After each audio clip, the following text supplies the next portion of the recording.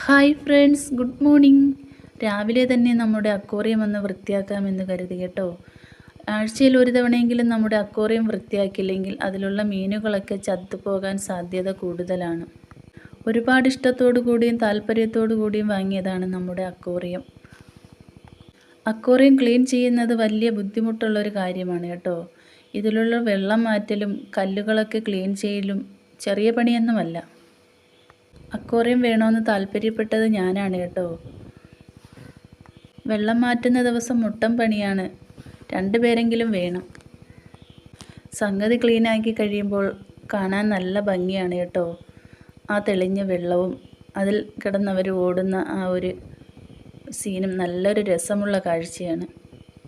വെറുതെ നമ്മൾ ആസ്വദിച്ചാൽ പോരല്ലേ, അവരെ സംരക്ഷിക്കേണ്ട ചുമതല നമ്മളേത് കൂടെയല്ലേ.